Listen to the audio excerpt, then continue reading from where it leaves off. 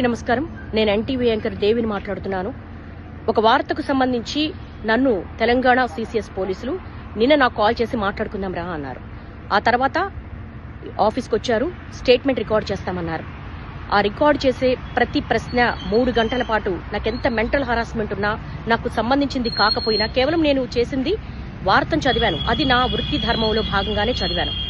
నాకు ప్రతిరోజు నేను వార్తలు చదవడమే నేను చేసే ఉద్యోగానికి నాకు శాలరీ వస్తుంది. కాబట్టి ఏ వార్త వచ్చినా ఆ వార్త నేను చదువుతాను. అందులో భాగంగా చేసిన నా వృత్తి ధర్మంలో వాళ్ళు నన్ను అడిగారు. అడిగినప్పుడు ప్రతి ప్రశ్నకు నేను స్టూడియోలో ఎంటర్ అయిన దగ్గర నుంచి మినిట్ టు మినిట్ వాళ్ళకి ఆన్సర్ చేశాను. 3 గంటల పాటు నాకు ఎంత మెంటల్ హరాస్మెంట్ ఉన్నప్పటికీ కూడా చాలా పేషెన్సీగా ఇచ్చాను. అయినప్పటికీ మళ్ళీ నిన్న రాత్రి కాల్ చేశారు.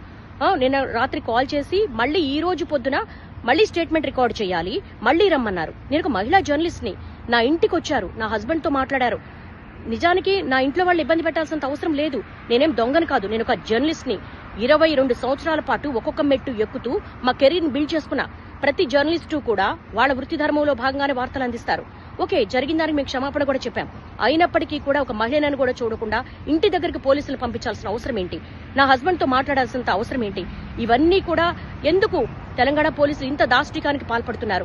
ఒక మహిళా జర్నలిస్టు పట్ల నేను కూడా మహిళనే కదా. ఓకే, ఒక మహిళకి ఇబ్బంది జరిగింది అని మాట్లాడినప్పుడు నాకు మహిళనే, నాకు ఒక సెల్ఫ్ రెస్పెక్ట్ ఉంటుంది, నాకు ఒక కుటుంబం ఉంటుంది. నా కుటుంబంలో సంబంధించినంత వరకు కూడా వాళ్ళ సేఫ్ కూడా నేను చూసుకుంటాను. కానీ ఎందుకు ఇంత దాష్టికానికి పాల్పడుతున్నారు? ఇది చాలా అన్యాయము. ఇలా నన్ను రోడ్ల మీద పరిగెత్తించడం అనేది న్యాయం కాదు. నేను నా వృత్తి ధర్మంలో భాగంగానే చేశాను. స్టేట్మెంట్ కూడా ఇచ్చాను, ఎక్కడికి పారిపోలేదు. కానీ తెలంగాణ పోలీసులు ఈ విధంగా సెర్చ్ చెయ్యడము, ఆఫీస్ దగ్గరికి రావడము, ఇంటి దగ్గరికి రావడం అనేది చాలా అన్యాయం. ఈ దాష్టికాన్ని ప్రతి ఒక్కరు ఖండించాల్సిన అవసరం ఉంది.